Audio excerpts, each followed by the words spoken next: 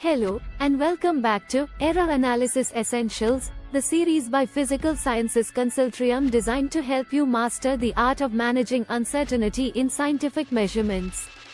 Today, we're taking that knowledge a step further by exploring confidence intervals.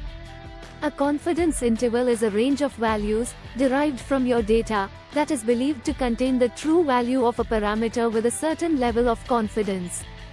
The confidence level, like 95% or 99%, represents the probability that the interval will capture the true parameter value if you were to repeat your experiment multiple times. Next, let's talk about calculating confidence intervals when you don't know the population standard deviation. This is often the case in real-world scenarios. Here, instead of the Z distribution, you'll use the T distribution. For example, if you have a small sample of 10 measurements with an average of 20 and a sample standard deviation of 5, you'll need the T-score instead of the Z-score. Finally, when working with proportions, say, in a survey, you'd use a different approach. Let's say 60% of respondents in your survey support a new policy, and you surveyed 200 people.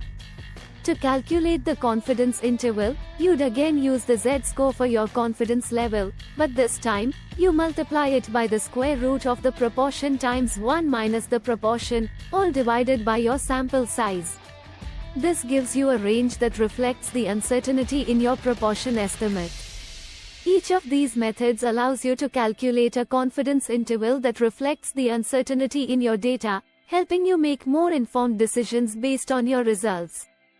Understanding how to interpret confidence intervals is just as important as calculating them. A confidence interval gives you a range within which you can reasonably expect the true value to lie. A wider interval indicates more uncertainty, while a narrower interval suggests more precision. So, how are confidence intervals used in the real world? In medicine, confidence intervals are critical in clinical trials.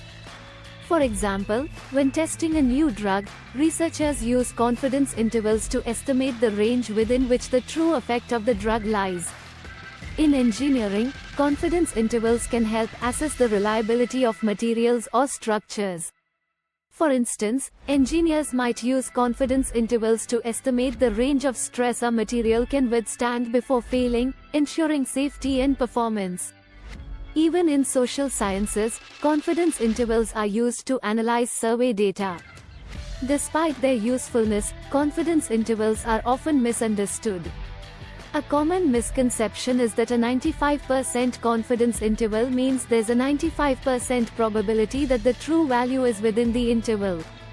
In reality, the interval either includes the true value or it doesn't. The 95% reflects the method's reliability, not a probability. Finally, always remember that confidence intervals are based on the data you have. If your data is biased or flawed, your interval will be too. In conclusion, confidence intervals are powerful tools for estimating the range of true values in your data.